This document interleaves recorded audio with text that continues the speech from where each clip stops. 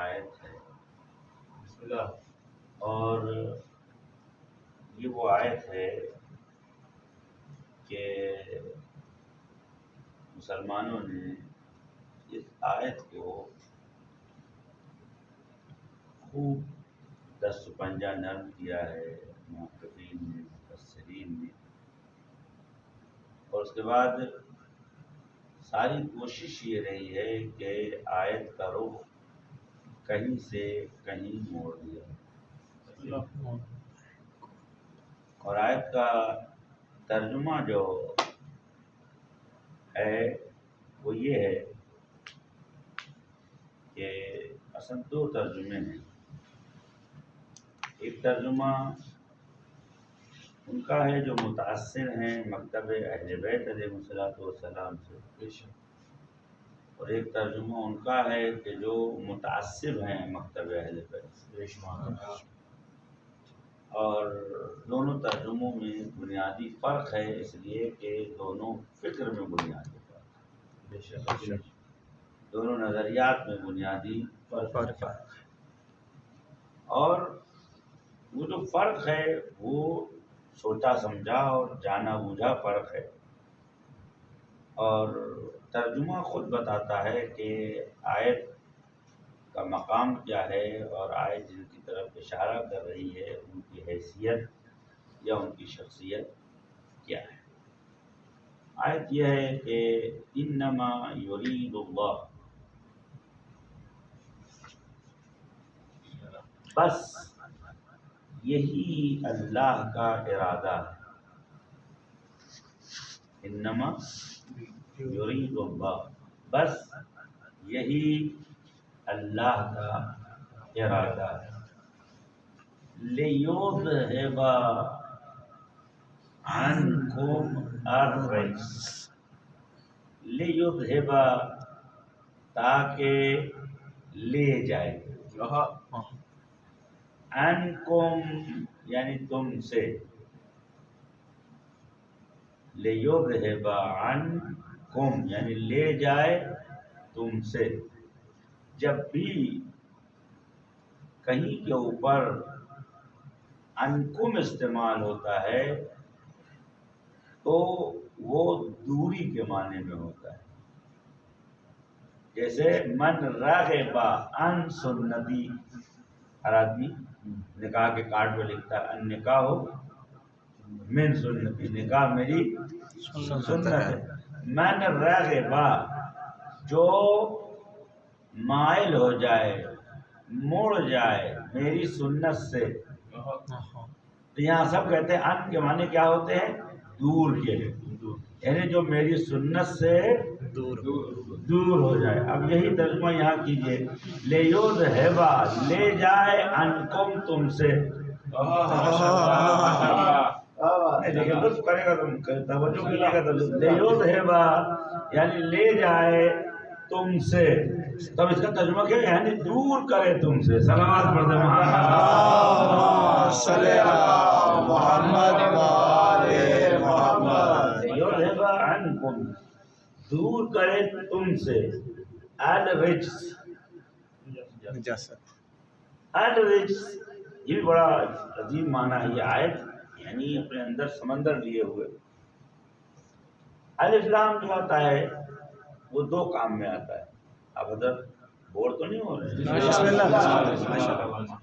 دیکھیے میں قلت سے نہیں گھبراتا، سستی سے گھبراتا، زیادہ آپ بیدار رہیں، بسم اللہ کافی، بسم اللہ بسم اللہ ماشاءاللہ، آواز بلند صلوات، اللہم صلی علی محمد وآل محمد۔ تو لیذھب عنکم دور لے جائے تم سے، کائے کو؟ الرجس، عربی میں ال کا استعمال دو جگہوں پہ ہوتا ہے۔ ایک جگہ ال کا استعمال جو ہے وہ کسی خاص شے کو ذہن میں رکھنے کا اشارہ ہے، جیسے اس کو عربی میں عہد کہتے ہیں، عہد ذکری۔ تو اس کا میں مثال دے دوں آپ. مثال یہ ہے کہ جیسے ہماری آپ کی پہلے بات ہوئی ہے کہ امام بارگاہ پہنچیں گے تو آپ کو چائے پلائیں گے. اب جیسے ہی امام بارگاہ پہنچے تو انہوں نے کہا حضور تیار ہے. اس کا نام نہیں لیا, انہوں نے کہا الشیخ, الف لام لگایا, حضور تیار ہے. تو اب اگر یہ الف لام بے معنی عہد کے ہے تو ترجمہ یہ ہوگا خدا کا ارادہ یہی ہے کہ بس تم سے وہ خاص برائی دور کر رہے ہیں. تم سے وہ خاص برائی. لیکن کوئی بھی مسلمان نہیں کہتا کہ یہاں الف لام بے معنی عہد کے ہے, یہاں الف لام بے معنی جنس کے ہے. الف لام بے معنی جنس کے کیا ہے؟ جیسے آپ نے کہا انسان یعنی کوئی بھی انسان, لیکن ہم نے کہا الانسان یعنی روئے زمین پہ جتنے انسان ہیں سب ال میں آ گئے, جتنے لوگ ہیں اس میں شامل ہو جائیں گے. رب العالمین, العالمین یعنی جو بھی عالم ہے سب کا وہ پانا. تو الف لام بے معنی عموم کے بھی استفادہ کا ہوتا ہے. تو اب یہاں کیا ہوگا کہ انما یرید اللہ, بس یہی اللہ کا ارادہ ہے. بس یہی اللہ کا ارادہ ہے کہ لیذہب عنکم, کہ آپ سے دور کرے الرجس.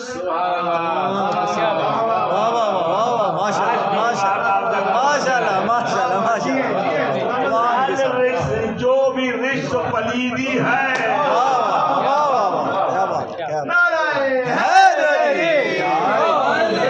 اب میرے لوگ پوچھتے ہیں کہ بھائی علی کے ساتھ پلانے کیوں نہیں ہیں؟ تو علی کا قصور نہیں ہے, آیت نہیں آنے دی.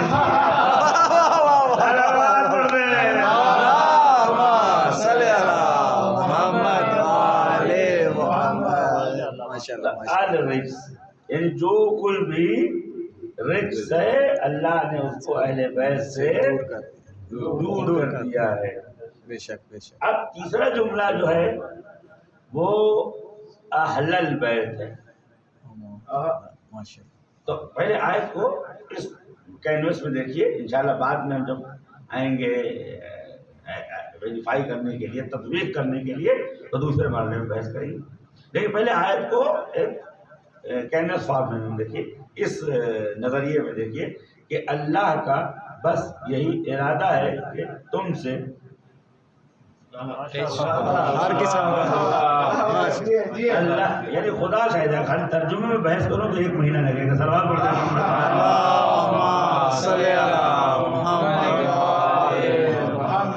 اللہ کا ارادہ بس یہی ہے کہ تم سے اے اہل بیت ہر رجس کو دور کرے. چلے عام ترجمہ لے لیں, دور کرے. بعد ہم کہیں گے اصلی ترجمہ کیا ہوگا, لیکن کرے کا تصور وہاں ہے جہاں ہوتا ہے. دور کرنے کا تصور وہاں ہوتا ہے جہاں ہوتا ہے, لیکن جہاں کچھ ہوتا نہیں ہے وہاں یہ کہا جاتا ہے کہ نہ بھی ہے نہ کل ہوگا.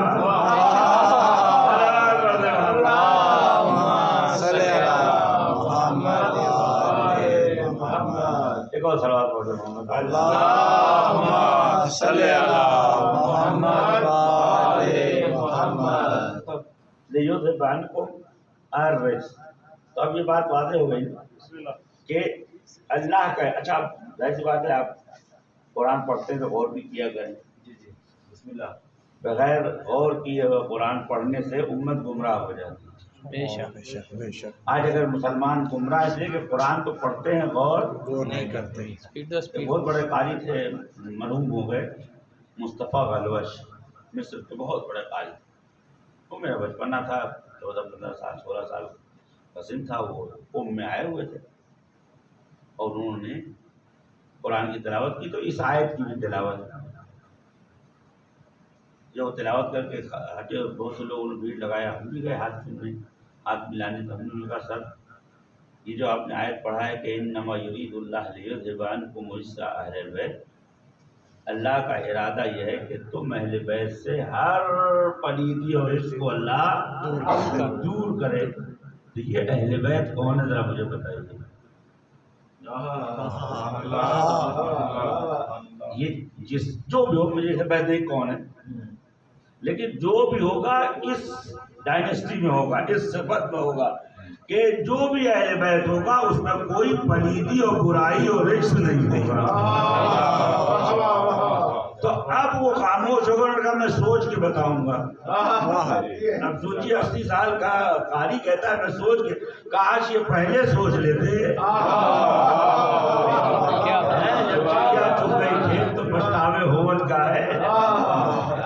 تو عزیزوں جس کو بھی اہل بیت میں انکلوڈ کیجئے گا، شامل کیجئے گا، سوچ سمجھ کے شامل کیجئے گا. کہیں مستقبل تو خراب نہیں، ماضی تو خراب نہیں.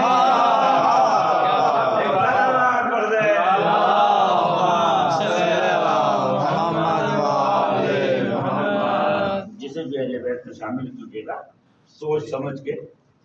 جب آپ کہیں گے یہ اہل بیت ہیں تو وہ پوچھے گا کہ بھئی اللہ نے تو کہا ہے کہ اہل بیت کو ہر رجس سے پاک ہے، ہر برائی اور پلیدی سے اللہ نے دور رکھا ہے.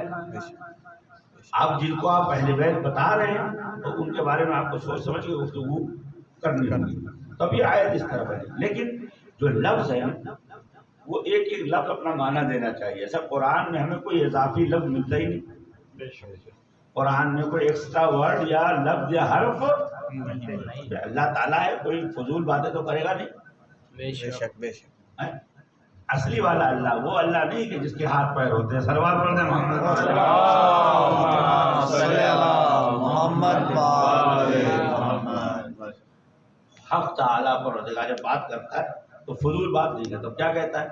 کہتا ہے کہ بس انما یعنی جز ان، بس جو ہمارے یہاں قائد کے معنی میں آتے ہیں کسی چیز کو کہیں کے اوپر منحصر کرنے کے لیے آتا ہے. بس اب یہ بس کا تعلق یا ارادے سے ہے، تھوڑا سا غور کر لو لطف آئے گا. یہ بس یعنی اللہ کا ارادہ ہے. اب یہ بس کہاں جا کے فٹ ہوگا؟ بس یہی ارادہ ہے. اس کا مطلب یہ ہوا کہ پہلے اور آخر پوری کائنات میں ایک ہی بار اللہ نے تطہیر کا ارادہ کیا ہے، وہ اہل بیت ہے.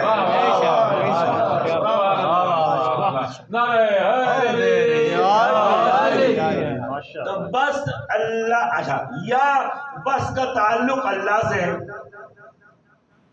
بس ارادہ ہے اللہ ہی کا.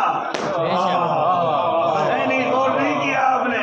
بس ارادہ ہے اللہ ہی کا، یعنی اس سے پہلے جو ارادے ہوں گے وہ کسی اور کے ہوں گے. اللہ نے جن کی پاکیزگی کا ارادہ کیا ہے وہ یہی ہے.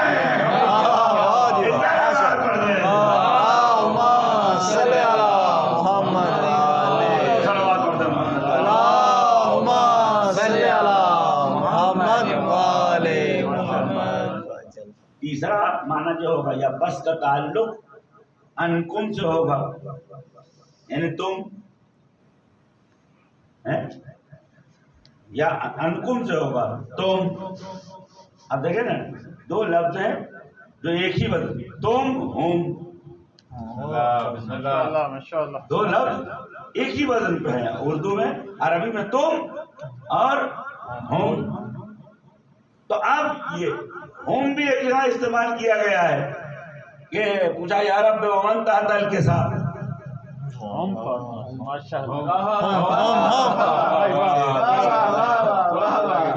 ایک ہی بار ہوا ہے یا رب ومن تحت الکساء کا ہم فاطمہ. تو اب کہوں گے جو تم ہو وہی ہم ہے.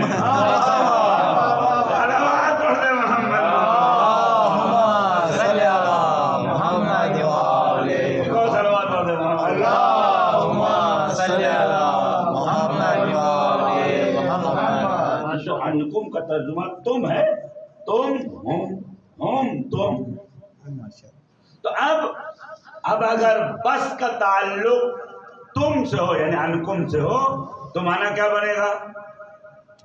معنی یہ بنے گا اللہ کا ارادہ ہے کہ رزق سے دور رکھے بس تم کو.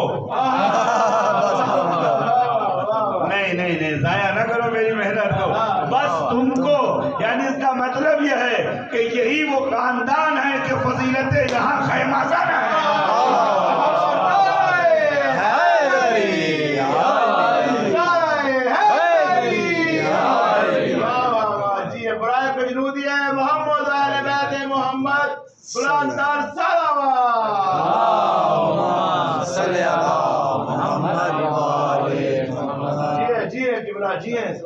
تو کوئی بھی اچھا اب دیکھیں دوسری کتابوں نے علماء نے خصوصاً برادران اہل سنت نے اس آیت پہ اس موضوع میں محنت نہیں کی. وجہ یہ ہے کہ جو بھی محنت کریں گے اس کا فائدہ صرف اہل بیت کو ہو رہا ہے. لہذا اس محنت کا کیا فائدہ کہ جو جس کا فائدہ اہل بیت اٹھائیں. تو اب آیت اس طرح بنی کہ اللہ کا ارادہ ہے. پہلا معنی بس اللہ ہی کا ارادہ ہے کہ تم اہل بیت کو ہر رشت سے پاک رکھے. ایک بڑی جرأت سے میں یہ بات آپ کے سامنے پیش کر رہا ہوں. دوسرا ترجمہ یہ ہے بس یہی ارادہ ہے کہ تمہیں پاک رکھا جائے. تیسرا ترجمہ یہ ہے کہ اللہ کا ارادہ ہے کہ بس تمہیں کو پاک رکھا جائے.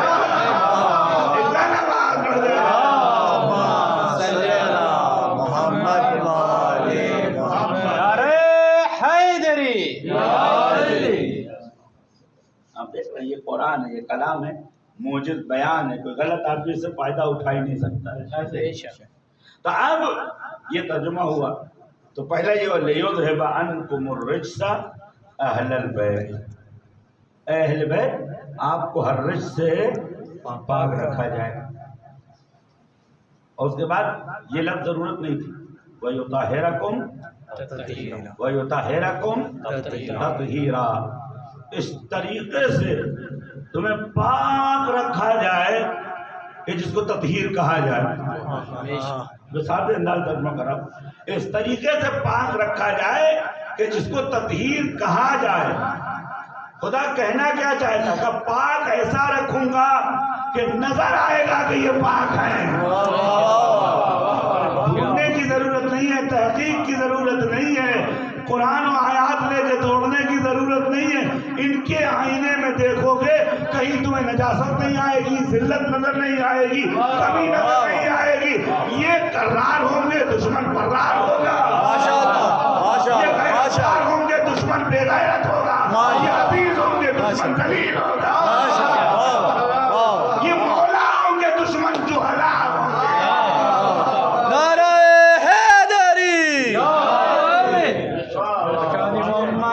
محمد صلوات اللہم صلی علی محمد وآل محمد.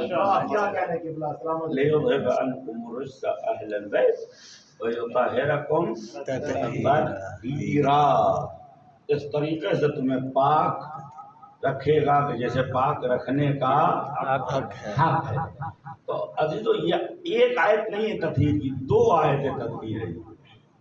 ماشاءاللہ ماشاءاللہ. دیکھا غور کریں تو لطف آئے گا. دو آیت ہے. کیوں؟ لِيُذْهِبَ عَنْكُمُ الرِّجْسَ، تم سے ہر رجس کو دور کرے گا. آیت تطہیر ہو گئی نہیں ہو گئی؟ پھر یطہرکم تطہیرہ کی ضرورت کیا ہے؟ نہیں حضرت غور نہیں کیا. یہ ظاہراً ایک لائن ہے لیکن اس میں دو تطہیر ہے. یعنی اللہ عبارت میں بھی تکرار کر رہا ہے تاکہ واقعیت میں بھی تکرار کا اندازہ نظر آئے. تو اب جن کی تطہیر یہ ہے وہ کوئی ایسی شخصیت ہے، کوئی ایسا گروہ ہے جو ان کی تطہیر پہ انگلی اٹھا سکے. اچھا اب ایک بات آ گئی کہ اب ترجمہ کیا کیا جائے، پاک رکھے یا پاک کرے. دیکھیے بات صاحب کہتا ہوں، اب مثلا بعض ملکوں میں پابندی ہے لیکن ہمارے یہاں پابندی نہیں ہے. جب تک حق کہنے کا موقع ہے کہ سن لیجئے، میں کہوں گا آپ سنتے رہیے. دھنیواد پڑھے محمد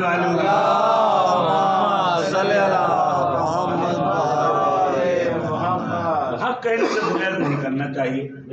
اور تو شیعوں کی آدھی زندگی کا حصہ جیل میں لکھا گیا ہے.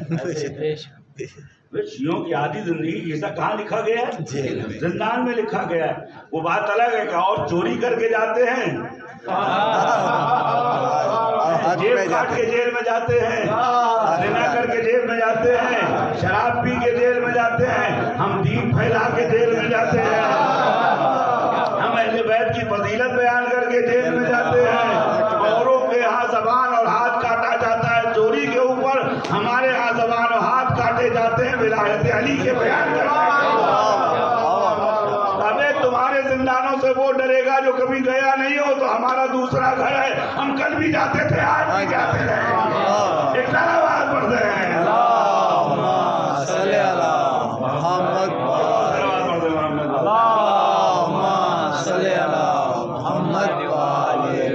अब मुसलमानों ने जो तर्जुमा किया है, अरबी में तो बहुत फर्क नहीं है, लेकिन उर्दू वालों ने फर्क कर लिया है। अब जैसे बात है कि उर्दू के तबा में, पंजाबी में और कश्मीरी ज़बान में और जो है बंगाली ज़बान में और सब में उस फ़र्क को दिखाया गया है। क्या है कि अल्लाह का इरादा यह है कि तुमसे रिज्क को दूर करे। अच्छा, यही तर्जुमा क्यों हो रहा है? इसलिए दिलचस्पी तत्हीर में नहीं है, बुराई साबित करने में। पाक करे, इसका मतलब है कि आपकी दिलचस्पी तत्हीर में नहीं है, पाक करे की लफ्ज में है। तो जब मैं आपसे हाथ जोड़ के कहता, जब आयत का कोई माना सही नहीं है, पाक करने के माने में है, दूर करने के माने में है, जब आयत में इतना कोई अजमत नहीं है, तो तुम अपने और गैरों को क्यों आयत में दाखिल करने की कोशिश कर रहे हो? नहीं, बात मेरी बात नहीं है। अगर इस आयत में कोई फजीलत नहीं है, तो फलानी को, ढिमाकी को,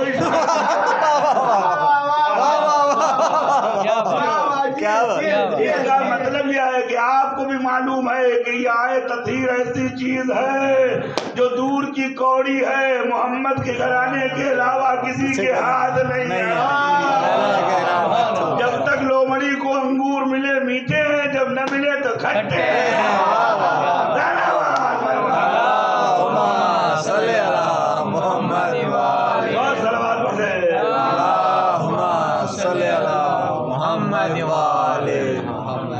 सारा जोर लगाया जा रहा है कि पाक करे। तो अब दो तीन मिसालें कुरान की दे देता हूँ, खुद बात बातें हो जाएगी कि करे सही है या रखे सही। देखिए, कुरान में दो आयत तत्हीर है।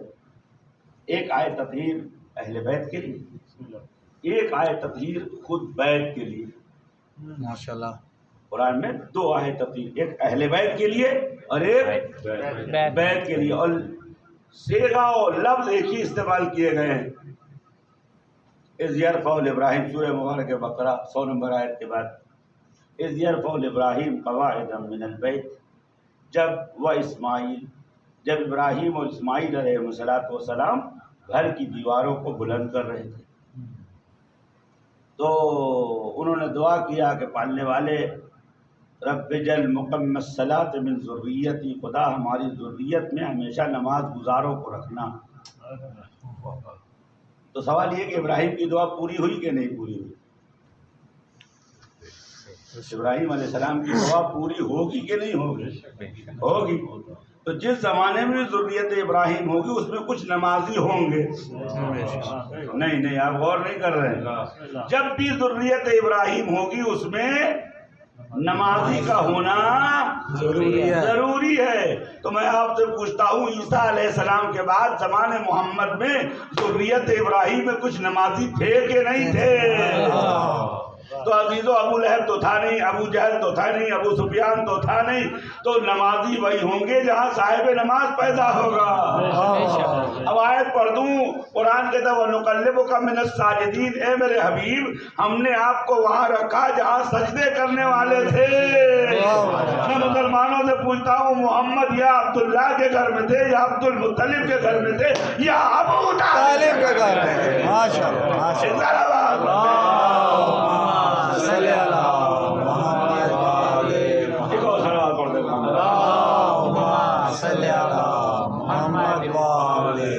तो दुआ करते करते फिर जब दुआ पूरी हो गई तो अल्लाह ने कहा ठीक है, वर्ज़ुक़ अहलहू मिनस समरात, पालने वाले यहाँ जो रहे उन्हें मेवा खिलाना, उन्हें फल खिलाना।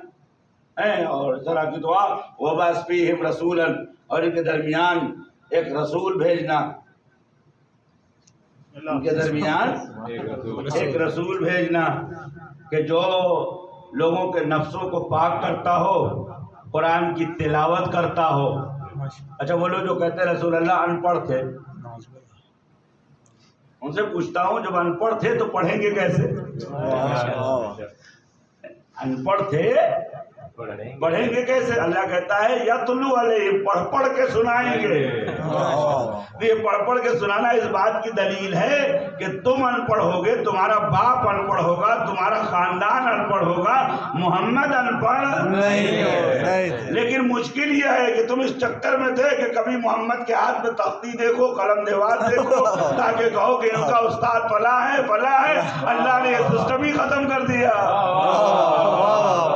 اور محمد کے پڑھے لکھے ہونے کی دلیل یہ ہے کہ محمد کے بارے میں 30 سال تک لوگوں کو کچھ نہیں معلوم تھا۔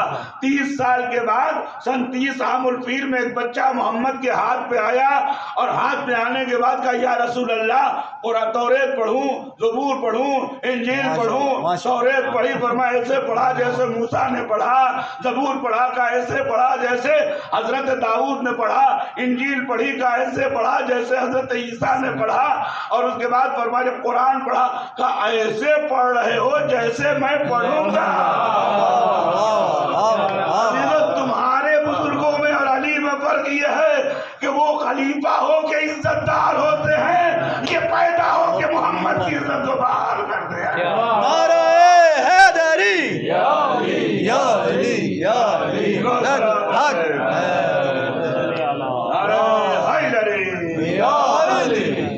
حق برکات محمد و آل محمد صلوات۔ اللہم صلی علی محمد و آل محمد۔ سب دعا کیا، اللہ نے ان شرائط کی باتیں طولانی بحث ہے، وقت نہیں ہے میرے پاس۔ تو اس کے بعد اللہ تعالیٰ نے فرمایا وطہر بیتی للطائفین والعاکفین ورکع السجود، میرے گھر کو پاک رکھو یا کرو۔ لفظ طہرہ استعمال ہوا ہے، جسے فرمایا لیطہرکم تطہیرا، فرمایا طہرہ تم دونوں پاک رکھو یا پاک کرو۔ اگر کہتے ہو پاک کرو اس کا مطلب پہلے نجاست تھی یہاں، نہیں غور نہیں کیا۔ اگر ترجمہ یہ کرتے ہو کہ تم دونوں میرے گھر کو پاک کرو، اس کا مطلب یہ ہے کہ خانہ کعبہ بعد میں بنا، نجاست صدا پہلے تھا۔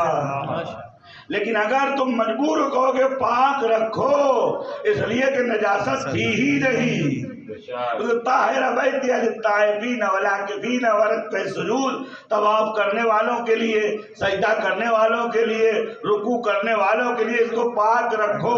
عزیزو یہ بھی بڑا عجیب کنایہ ہے کہ اللہ کہتا ہے طواف کرنے والوں کے لیے، رکوع کرنے والوں کے لیے، سجدہ کرنے والوں کے لیے، یعنی یہ گھر پاک کیا گیا تھا، پاک رکھا گیا تھا کچھ ایسی افراد کے لیے کہ جو طواف کرنے والے بھی تھے، رکوع کرنے والے بھی تھے، سجدہ کرنے والے تھے۔ تو طواف نے سب کیا، لیکن ایک رکوع ایسا ہوا جو قیامت تک یادگار بن گیا۔ انما ولیکم اللہ والرسول، تمہارا ولی اللہ ہے اور رسول ہے، اور وہ لوگ ہیں کہ یؤتون الزکاۃ وہم راکعون۔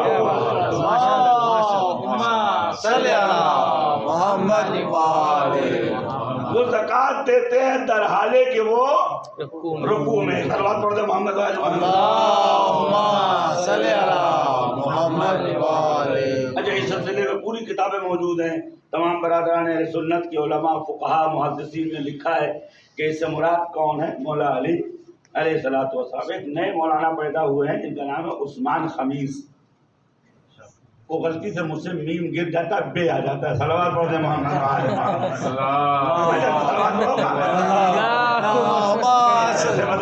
اللہم صلی علی محمد و آل محمد۔ ایک میم کی بجائے بے پڑھ جاتا ہوں، ویسے ان کے ساتھ خبیثی کا لفظ صحیح ہے۔ صلوات پڑھتے اللہم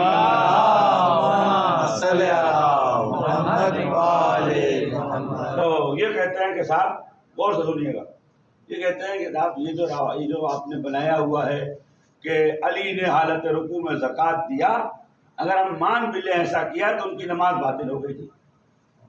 کیوں؟ اس لیے کہ آپ نماز کی حالت میں انگلی کو اس طرح کریں گے اور پیچھے فقیر آ کے آپ کی انگوٹھی اتارے گا تو نماز میں فعل کثیر یعنی زیادہ کام کرنے سے نماز بیدار ہو کے نہیں آگے۔ یہ آج کے بھی تقریباً 3-4 مہینے پہلے انہوں نے فرمایا کہ یہ فضیلت درست نہیں۔ علی علیہ السلام نے اگر مان بھی کیا ہوگا تو آپ کی نماز، جب نماز باطل ہو گئی تو پھر رکوع کا کیا ذکر ہے؟ تو یہ فضیلت علی پہ فٹ نہیں ہے۔ اس سے مراد یہ ہے کہ وہی لوگ زکوٰۃ دیتے ہیں جو نماز پڑھتے ہیں، رکوع کرتے ہیں، سجدہ کر جو قنوت پڑھتے ہیں یا جو روزہ رکھتے ہیں، کیا وہ سجدہ نہیں کرتے؟ تو انہوں نے کہا نماز باطل ہو گئی۔ اچھا کوئی بات نہیں، کہتے جھوٹے کو حافظہ نہیں۔ ایک دن انہوں نے اپنی 1-2-4 مہینے پہلے انہوں نے تقریر کیا تھا کہ حضرت عائشہ کی فضیلت یہ ہے کہ ایک دن رسول خدا نماز پڑھ رہے تھے اور نماز پڑھتے ہوئے حجرہ بند تھا۔ اب وہ کہیں گئی تھی باہر، اب جب واپس آئی تو دروازہ بند تھا، حضور نماز کی حالت میں تھے، تو زور سے انہوں نے دروازے پہ ٹھوکر ماری، زور سے دروازے پہ انہوں نے ٹھوکر ماری۔ اب حضور سرور کائنات آگے تھے تو وہ چل کے پیچھے آئے اور آنے کے بعد انہوں نے کنڈی کھولی اور محترمہ حجرے میں آ گئی۔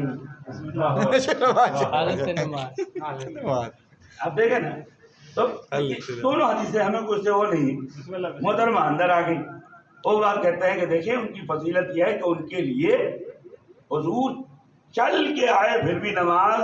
تو میں کہوں گا عثمان خمیس صاحب، اگر اماں کے لیے پیچھے چل کے آنے سے نماز باطل نہیں ہوتی تو خدا کے لیے انگلی بڑھانے سے بھی نماز باطل پڑھ دیں۔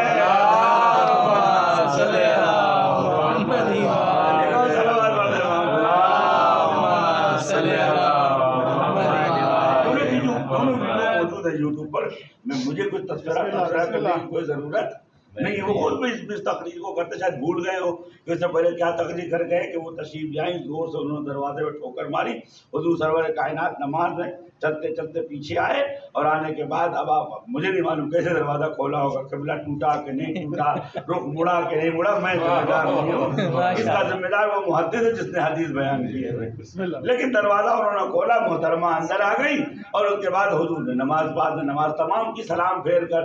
تو عثمان خمیس صاحب، آپ سے میں پوچھتا ہوں کہ پیچھے چل کے آنے کے بعد کنڈی کھولنا تو نہ چلنا فعل کثیر ہے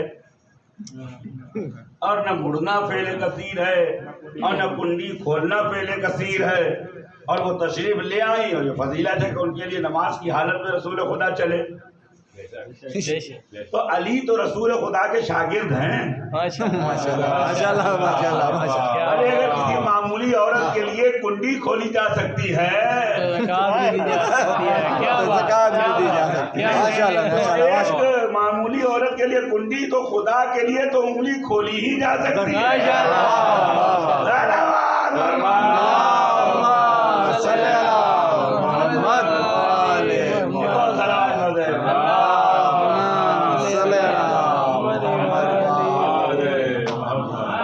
نہ یہاں طنز ہے، نہ تشریح ہے، نہ طعنہ ہے، لیکن حدیث کا جواب حدیث سے سلوات پڑھتے ہیں محمد علیہ۔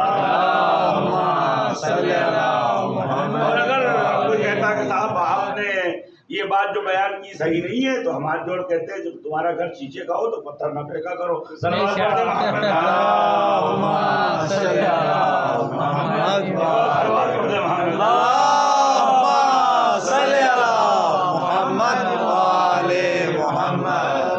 موجود ہے، میں کسی کو چاہیے میں پرووائڈ کر دوں گا دونوں ویڈیو، ایک میں کتنے غصے میں ہے، ایک میں کتنے خوش ہیں۔ کہتے ہیں کہ صاحب یہ کیسے ہو جائے گا کہ علی انگلی بڑھائے اور فقیر لے لے اور ان کی نماز باقی رہ جائے؟ انہوں نے کہا ٹھیک ہے بھائی، اگر انگلی بڑھا دینے سے نماز باطل ہو جاتی ہے تو حضور صلی اللہ علیہ وآلہ وسلم کی نماز کے بارے میں کیا خیال ہے؟ اور کسی حد تک ہم کہیں کہ رسول اللہ مجبور تھے تو اس ٹھوکر مارنے والے کے بارے میں کیا خیال ہے کہ نبی کا گھر ہے؟ صاحب ٹھیک ہے آپ گھر کی ہیں، لیکن آپ کو اس بات کا خیال رکھنا چاہیے کہ دروازے پہ زور سے ٹھوکر نہیں ماری جاتی ہے، کیونکہ وہاں رسول خدا رہتے ہیں، نماز کی حالت میں ہیں۔ اب میں یہ بات اتنا ضرور کہوں گا کہ وجہ یہ ہے کہ یہی ٹھوکر مارنے کی عادت آج جو ہے اگر کسی خاص کو ہے تو کل امت کو ہے در فاطمہ جلانے کی عادت پڑ جائے گی۔ پہلے دن سے در رسول کا احترام کرو تاکہ پھر تمہیں کبھی در رسول پہ آ کے مسئلہ نہ ہو۔ اور عزیز مسلمانوں، اگر عزت و سیرت و احترام سیکھنا چاہتے ہو تو در اہل بیت پہ آؤ۔ چادر کے اندر لیٹے ہوئے ہیں، نواسے ہیں، عزیز جان ہیں، لیکن چادر کا کونا اٹھا کے اندر نہیں آتے ہیں۔ فرماتے ہیں اتاذن لی یا رسول اللہ ان حل ادخلا، اے رسول خدا کیا اجازت دیتے ہیں میں چادر کے اندر آ جاؤں؟ فرمایا نام قد اذنت لک یا ولدی و یا ثمرۃ فوادی و یا قرۃ عینی، اے میرے بچوں اندر آ جاؤ۔ میں کہوں گا مولا حسن مولا حسین آپ بچے ہیں، آپ کے نانا ہیں، آپ چادر میں اجازت کے بغیر نہیں جا رہے ہیں، یہ ہماری سمجھ میں نہیں آیا کہ ہم تو جہاں چاہے وہاں جا سکتے ہیں، ہم امت کو سکھا رہے ہیں۔ ارے جب چادر میں بغیر اجازت کے آنا حرام ہے تو حجرے میں کیسے بغیر اجازت کے اللہم صلی علی محمد اللہم صلی علی محمد محمد۔ تو اب یہ ترجمہ کیا جائے کہ پاک رکھا جائے یا پاک کیا جائے، تو سوال یہ ہے کہ اللہ تعالیٰ کا گھر بن رہا تھا، حضرت ابراہیم و اسماعیل علیہ السلام اس کی بنیاد رکھ رہے تھے، اثر نو تعمیر فرما رہے تھے، تب تو اس میں کوئی نجاست نہیں تھی۔ مثال کے طور پر کہیں مسجد بن رہی ہو بمبئی میں، لاہور میں، دہلی میں، اسلام آباد میں، اور میں پہنچوں اور میں کہوں کہ صاحب دیکھیے مسجد کو نجس نہیں رکھیے گا، اس کو پاک کیجیے گا، پاک کر کے اس میں نماز پڑھیے گا، تو سارا محلہ مجھے دوڑائے گا کہ ابھی مسجد بنی نہیں، نجاست تصور کہاں ہے؟ تو میں کہوں پھر کیا کہوں؟ تو کہیں گے یہ پاک جگہ ہے، اس کو پاک رہنا چاہیے۔ کہیں مسجد بن رہی ہو میں جا کے کہوں کہ صاحب دیکھیے اس کو پاک کر لیجئے گا، اس کی تطہیر کر لیجئے گا، تو کہیں گے مولانا غلط بات مت کیجئے، مسلمان نے اس کی بنیاد رکھی ہے، اللہ کا کلمہ پکڑ پڑھ کے ہم نے قبلہ معلوم کر کے اس کو باقی رکھا ہے، اس میں ہم نے کسی غیر مسلمان کو استعمال ہی نہیں کیا ہے، تو جب غیر مسلمان کو استعمال نہیں کیا ہے تو یہاں نجاست کا کیا تعلق ہے؟ میں بھی ہاتھ جوڑ کے کہوں گا خانہ کعبہ بنانے میں معمار معصوم، مزدور معصوم، ایک ابراہیم ہے ایک اسماعیل ہے، تو وہاں ہر مسلمان کہے گا نہیں یہ پاک ہے، تو اب جو ترجمہ ہوگا طاہر بیتی للطاہرین، یعنی میرے گھر کو پاک رکھنا۔ تو جب بیت میں رکھنے کا ترجمہ کر رہے ہو تو اہل بیت میں بھی رکھنے کا ترجمہ کرو۔ ایک ذرا بات پڑھ رہے ہیں، دیکھو سلامات پڑھ رہے ہیں۔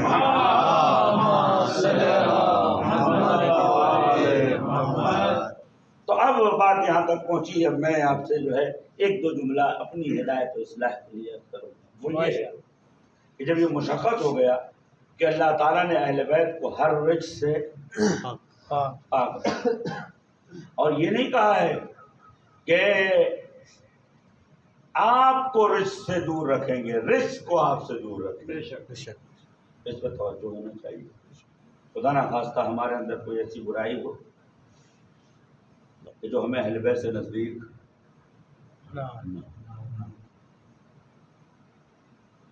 کوئی بھی ایسا کام لقمہ حرام بچے سے دو تین دیکھیں، لقمہ حرام جو ہوتا ہے اس کا اثر بہت دیر تک، بظاہر ایک لقمہ ہوتا ہے لیکن یہ لقمہ پوری نسل انسانیت کی تشکیل دیتا ہے۔ ایک لقمہ جب انسان کھاتا ہے تو نتیجہ کیا ہوتا ہے؟ دیکھیں کربلا میں امام حسین تقریر کر رہے تھے تو شیخ نے کہا کہ آپ کیا کہہ رہے ہیں، ہم نہیں سمجھ رہے، نہ ہم سن رہے ہیں اور نہ ہم سمجھ رہے ہیں۔ اچھا آج تک دوسروں کو یہی مسئلہ ہے کہ آپ محرم میں کیا کہہ رہے ہیں، نہ ہم سنتے ہیں نہ سمجھتے ہیں۔ بے شک آج کل ہماری سمجھ نہیں آئی شیعہ کیا کر رہے ہیں۔ ارے سمجھنے کی کوشش کرو، حور نے کوشش کی، حور علیہ السلام ہو گیا، تم بھی ایک بار سمجھنے کی کوشش کرو تو تم بھی اسی در پہ آ جاؤ گے۔ جب ایک بار آ جاؤ گے، اور یاد رکھیے جس کو طہارت کا مزہ لگ جائے پھر وہ نجاست کی طرف نہیں جاتا ہے۔ کوشش کرو ایک بار طہارت کا مزہ آ جائے تمہیں۔ اب ظاہر سی بات کہ جو لینن کو اپنا خدا مانتا ہے، مارکس کو اپنا خدا مانتا ہے، یا مارکس جیسے دیہاتی عربوں کو اپنا خدا مانتا ہے، جن کو یہ بھی نہیں معلوم تھا کہ بدھ کی پوجا کیسے ہوتی ہے، تو جب تک ان کے ساتھ رہو گے مزہ نہیں آئے گا۔ ایک شب علی کے ساتھ گزارو، عبادت کا مزہ آئے گا، رزق کا مزہ آئے گا، نماز کا مزہ آئے گا، پاکیزگی کا مزہ آئے گا۔ اسی لیے تو ہمیں اگر کوئی قتل بھی کرتا ہے تب یہ درد چھوڑتے نہیں ہے۔ اسی لیے میثم علیہ رضوان اللہ تعالیٰ علیہ سے پوچھا آپ کو درد نہیں ہو رہا ہے؟ فرمایا کمبخت تجھے لگ رہا ہے درد ہو رہا ہے۔ یہ جو ایک ایک قطرہ گر رہا ہے میرے وجود کو ایسی لذت مل رہی ہے کہ میرے علاوہ کوئی اس لذت کو محسوس نہیں کر سکتا۔ عزیزوں اگر مقصد پاک ہو تو زخم بھی انسان کے لیے پھول میں تبدیل ہو جاتا ہے۔ ایک ذرا آواز پڑھ دے اللہم صلی علی محمد و آل محمد۔ لقمہ حرام سے بچیے۔ حدیث ہے کہ آج کا کھانا کل کی سوچ ہو۔ سبحان اللہ۔ اور آج کا کھانا کل کی سوچ۔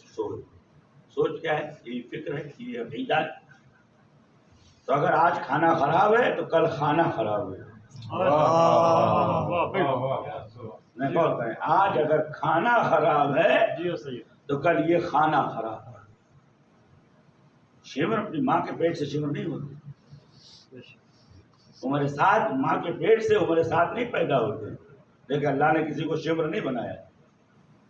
کل مولود یولد علی فطرت الاسلام، ہر بچہ مسلمان پیدا ہوتا ہے۔ یہ ماں باپ کا کرشمہ ہے کہ اسے یہودی بنا دے، عیسائی بنا دے، نصرانی بنا دے۔ تو اب جیسا گھر میں لقمہ چل رہا ہو ویسے ہی اولاد کی تربیت۔ کیا کہہ رہے ہیں ہم نہیں سمجھتے۔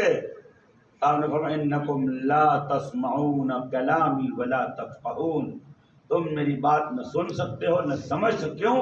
قد ملئت بطونکم حرام، چونکہ تمہارے پیٹ میں رزق حرام ہے لہذا تم حجت خدا کی بات نہیں سنو۔ اب ایک بات کہوں گا جو وہ یہ ہے، کبھی ایسا ہوتا ہے کہ بڑا جی چاہتا ہے مجلس میں آنے کا، لیکن کوئی نہ کوئی ایسا مسئلہ بن جاتا ہے کہ آخر تک نہیں آ پاتے ہیں۔ تو سوچئے نا کہ دن بھر میں کوئی ایسا گناہ تو نہیں ہوا ہے جس کی وجہ سے اہل بیت اپنی بارگاہ میں نہیں چاہتے ہیں۔ ایک شخص آیا، اس نے مولا علی ابن ابی طالب علیہ السلام سے دریافت کیا، اللہم صلی علی محمد و آل محمد۔ مولا میں نماز شب پڑھنا چاہتا لیکن نہیں پڑھ پاتا۔ کوئی ایسا مومن ہے جو نماز شب سے روگردان ہو لیکن پڑھ نہیں پاتا؟ کہتے مولا میں نے بہت کوشش کی کہ نماز شب پڑھ لوں، نہیں پڑھ پاتا۔ اور میں قد قیدت کا ذنوب، تمہاری گناہوں نے تمہارے پیروں میں بیڑی ڈال دی، تمہارے گناہوں نے تمہارے پیروں میں بیڑی ڈال دی، تم چاہ کے بھی نہیں جا سکتے، تم چاہ کے بھی نہیں جا سکتے۔ بعض علماء کہتے ہیں کہ کم سے کم مجرموں کی فہرست سے باہر نکلنے کے لیے 2 رکعت نماز شب پڑھ لو۔ تو قطعی بات ہے، یقینی بات ہے کہ نماز شب وہ نہیں پڑھ سکتا جو گنہگار ہے۔ اور میں کچھ نہیں، وضو کرو 2 رکعت نماز شب پڑھتا ہوں قربۃ اللہ، کم سے کم بلیک لسٹ سے نکل جاؤ، کم سے کم اس سیاہ لسٹ سے انسان باہر نکل سکتا ہے۔ تو یہ تو ایک مثال ہے نماز شب۔ ویسے ہی عزاداری، ویسے ذکر حسین ہے۔ اچھا نماز میں یہ شرط ہے کہ نماز اگر صحیح ہوگی تو آپ کو برائیوں سے روکے گی، اہل بیت کی شرط یہ ہے کہ تم پاک ہو گے تو یہاں آ سکتے ہو. صلوات پڑھو.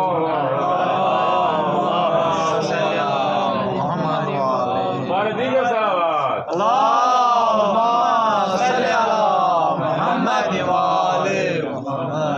غور کرنے کی بات ہے، سوچنے کی بات ہے. واقعہ یہ ہے کہ امام جعفر صادق علیہ السلام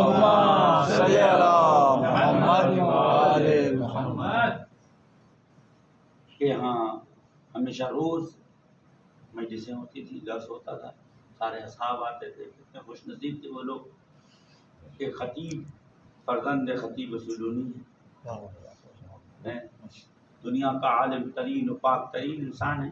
انشاءاللہ اللہ نے ہمیں بھی محروم نہیں کیا ہے. انشاءاللہ امام تشریف لائیں گے، وہ خطابت کریں گے، ہم سنیں گے. ماتم تو ان قوموں کے لیے ہے کہ جن کے نہ کل بزرگ تھے نہ آج بزرگ ہیں. صلوات پڑھتے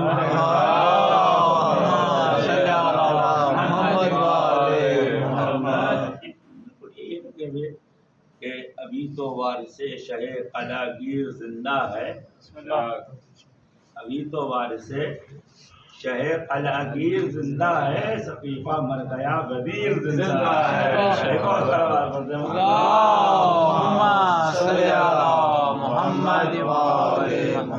تو وہ شخص کہتا ہے مجھ پر غسل جنابت واجب، مجھ پر غسل جنابت واجب تھا، لیکن میں نے وقت پتہ لگایا، معلوم ہو کہ یہی وقت ہے مولا کی گفتگو شروع ہونے. میں نے جلدی سے جو ہے مولا کی بارگاہ میں پہنچ گیا. میں نے کہا جیسے کلاس ختم ہوگا، درس ختم ہوگا، مجلس ختم ہوگی، فوراً اٹھ کے جا کے اپنے کو پاک کر لوں. مولا کا درس ختم ہوا، سب اٹھ کے جانے لگے. آپ نے کہا فلانے تم رکو. یہ جو بات میں کہنے جا رہا ہوں تو غور کرو. فلانے تم رکو. وہ تو سر چکایا کہ پالنے والے اب میری عزت آبرو. سب چلے گئے. امام نے فرمایا جیب میں ہاتھ ڈالا اور کہا لو یہ 50 درہم جا کے غسل کر لینا. نبیوں کے گھر میں طہارت کی حالت میں آیا کرو، اس لیے کہ جو نجس یہاں آتا ہے فرشتوں کو اذیت ہوتی ہے. فرمایا لا تدخلوا بیوت الانبیاء ہکذا، نبیوں کے گھر میں اس حالت میں داخل نہ ہو. کیوں؟ اس لیے کہ جو یہاں فرشتے ہوتے ہیں ان کو وجہ کیا ہے کہ کچھ لوگ عطر لگاتے ہیں اس کی خوشبو آتی ہے، سینٹ لگاتے ہیں اس کی خوشبو آتی ہے، یہ ظاہری ہے. کچھ لوگ کار خیر کرتے ہیں، فرشتوں کو خوشبو آنے لگتی ہے، اور خدا نخواستہ کوئی گناہ کر دیا تو بدبو آنے لگتی ہے. حدیثوں میں ہے کہ جو علی کا دشمن ہے اس کی بدبو 300 سال کے فاصلے پر اہل جنت کو اذیت دے گی. کہیں گے پالنے والے یہ کون سی گند آ رہی ہے، کون سی بدبو ہے کہ جو ہمیں اذیت دے رہی ہے؟ حکم کا فرشتوں ان کو جہنم کے قعر میں ڈالو. لوگ پوچھیں گے مولا پالنے والے یہ ہیں کون؟ کہ یہ وہی لوگ ہیں کہ جو سینٹ لگا کے خوشبودار بنے ہوئے تھے، لیکن چونکہ ان کا اندر کا وجود نجس تھا، علی کی ولایت نہیں تھی، لہذا ان کی بدبو روز عرش محسوس ہو رہی ہے. تو فرمایا اس طریقے سے ہمارے گھروں میں نہ آیا کرو بغیر وضو کے، بغیر پاکیزگی کے، بغیر طہارت. اب ایک سوال ہے آپ سے، یہ بارگاہ ہے کیا؟ یہ وہاں بارگاہ، یہ مسجد، یہ کیا ہے؟ اہل بیت کا گھر، اہل بیت کا گھر. جب یہاں آپ آئیں، میرے اساتذہ کہتے ہیں وضو کے ساتھ. اب اگر کوئی ایسی گناہ ہے کہ جو انسان کر چکا ہے، اس کا اثر بدن سے جاتا نہیں ہے، جیسے رزق حرام ہے، رزق حرام کا اثر 40 دن تک نہیں جاتا، یا کوئی ایسی حرام چیز خدا نخواستہ شراب ہو ہے تو اس کا اثر 40 دن تک نہیں جاتا ہے. اور بعض روایتوں میں کہ شارب الخمر کعابد الوثن، کہ اگر کوئی شراب پیتا ہے تو اسی سے بت پرستی کرتا ہے. خدا نخواستہ الحمدللہ ہم سب دور ہیں. تو لیکن اگر احیاناً کوئی ایسی پریشانی آ جائے، ہو گیا ہے، تو اس کی پاکیزگی کا کیا ذریعہ ہے؟ پر منہ کی بدبو کو دور کرنے کے لیے مسواک ہے، اور روح کی بدبو کو دور کرنے کے لیے استغفار ہے. ایک صلوات پڑھ دیں۔ صلی اللہ محمد والے محمد۔ لیکن آپ یہاں آئے ہیں وہ اس بات کی دلیل ہے کہ آپ سیکیورٹی لحاظ سے کلیئرنس، آپ یہاں بیٹھے اس بات کی دلیل ہے کہ اہل بیت نے ہم سب کو پاک کر دیا ہے۔ اب جو نہیں آئے ہیں سوچیں یا غافل ہے یا جاہل ہے یا مبتلا ہے۔ صلوات پڑھ دیں محمد۔ صلی اللہ محمد والے اور صلوات پڑھ دیں محمد۔ صلی اللہ محمد والے یا غافل ہیں، غفلت کے پردے پڑے ہیں، یا خدا نخواستہ اپنے بارے میں جاہل ہیں، یا اللہ باللہ مبتلا ہیں کہ نہیں آ سکے۔ لیکن یہ وہ در ہے کہ جہاں آنے کے بعد پاکیزگی ہو جاتی ہے۔ بی بی زہرا سلام اللہ علیہ کی زیارت میں ہم پڑھتے ہیں، بڑی عجیب زیارت ہے، وہ یہ ہے کہ انا قد طہرنا بولایت، کہ ہم پاک کر دیے گئے ہیں آپ کی ولایت سے۔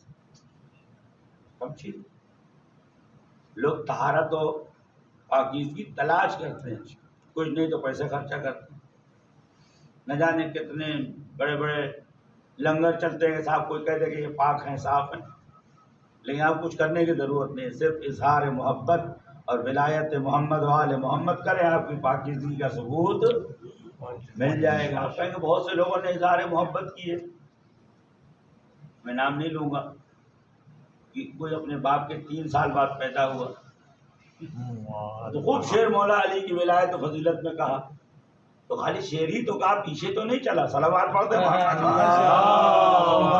صلی اللہ محمد صلوات پڑھتے صلی اللہ محمد والے محمد۔ اچھا، ایک بات اور ہے جو کہہ کے مجلس کو تمام کروں گا، چونکہ فضائل ہو چکے ہیں، ہدایت بھی ہو چکی ہے، ایک بات کہہ کے مجلس کو تمام کروں گا، وہ یہ ہے کہ قرآن کہتا ہے قوا انفسکم واہلیکم نارا وقودھا الناس والحجارہ۔ قرآن نے کہتا ہے خود بچ کے آؤ، خالی کہتا ہے خود بھی جہنم سے بچاؤ خود کو اور اپنے اہل عیال کو۔ لہذا خالی خود کو حسینی بننا کافی نہیں،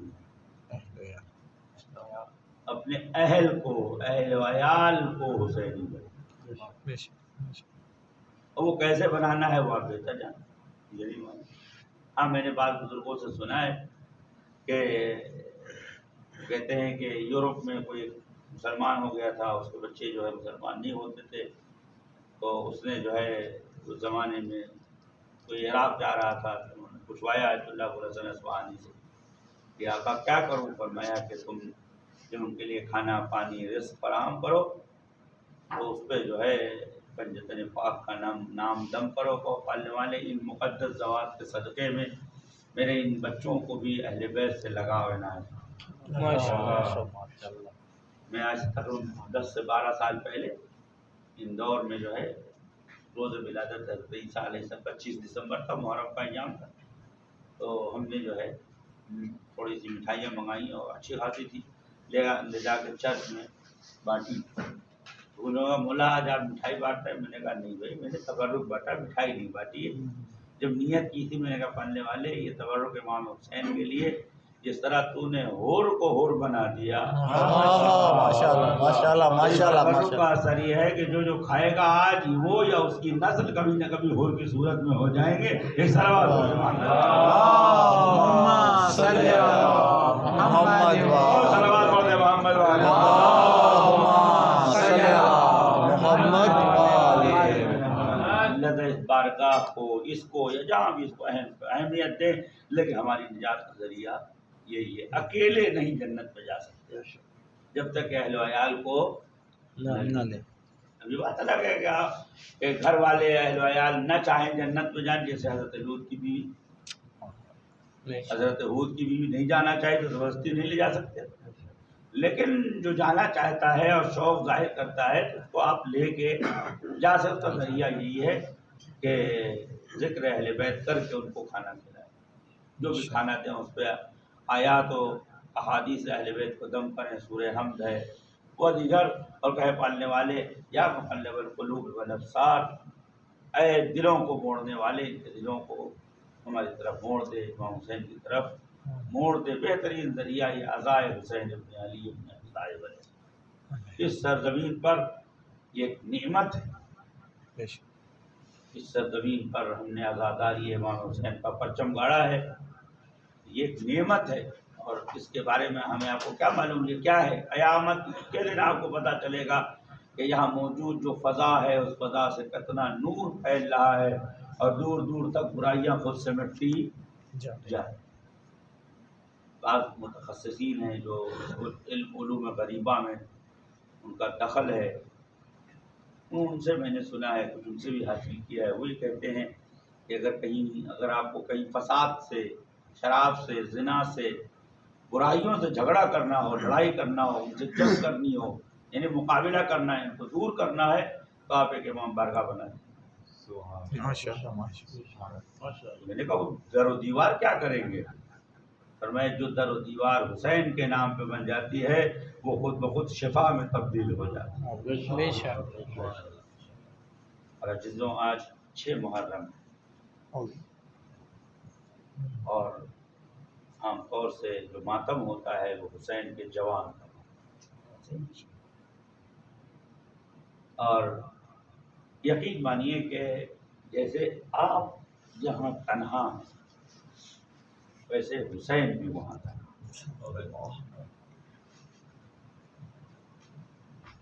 لاکھوں کی بھیڑ، ہزاروں کی بھیڑ، اور فاطمہ کا لال یکوت ہے۔ کیفیت یہ ہے، عجیب ہے، تھوڑا سا مسائل پڑھوں گا۔ کیفیت یہ ہے، عجیب ہے میرے دوستوں، کہ امام چھٹے امام فرماتے ہیں، بڑی عجیب بات ہے، فرماتے ہیں میرے ماں باپ فدا ہو جائیں اس بوڑھے باپ پر جو جوان کے جنازے پہ آئے۔ کیا کہتے ہیں؟ میرے ماں باپ فدا ہو جائیں اس بوڑھے باپ پر جو جوان کے جنازے پہ آیا۔ عزیزو یہاں روایت خاموش ہو جاتی ہے، اس کے بعد تاریخ یہ بتاتی ہے کہ حسین آئے نہیں، بلکہ جب وہاں پہنچے تو وَانْكَبَّ عَلَىٰ نَعْشِ عَلِي، خود کو علی اکبر کے جنازے پہ گرا لیا۔ عزیزو حسین کو چین نہیں آ رہا تھا، فرمایا بولیہ علی، میرے لال بوڑھے باپ کو جواب دو، میرے لال تمہیں کیا معلوم کہ اولاد کا کھو دینا کیسا ہوتا ہے۔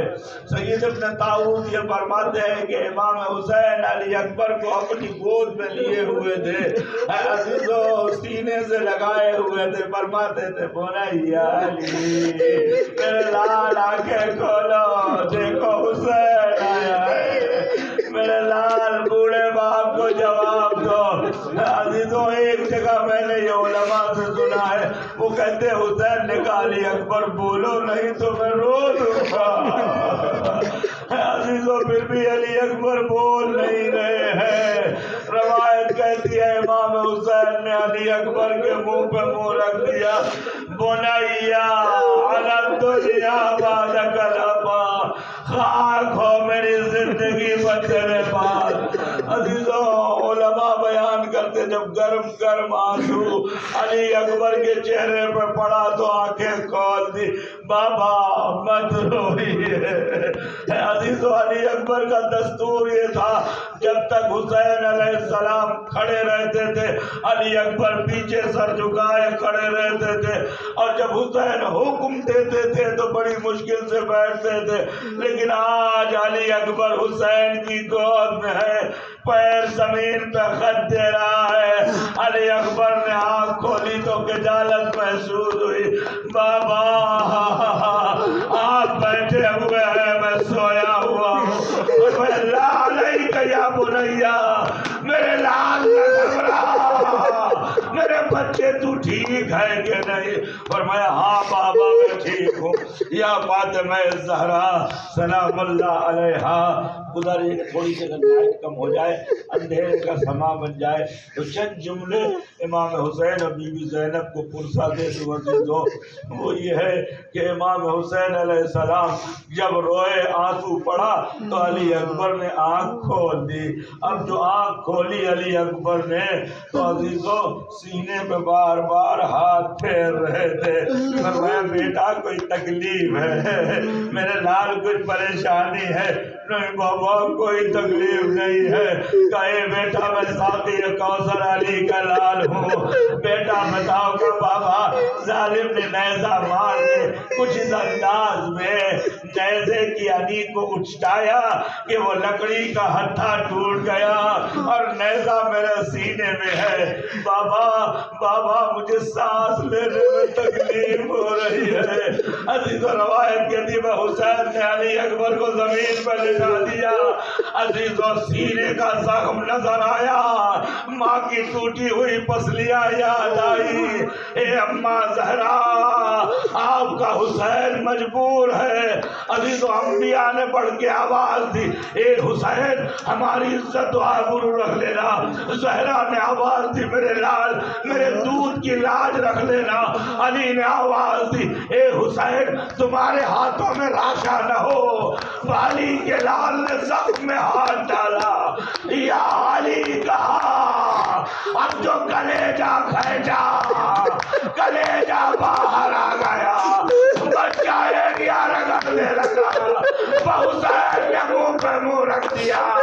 فریاد از غریبیوں بے یاری حسین از نالہائے دم بدمو زاری حسین اجرکم علی اللہ.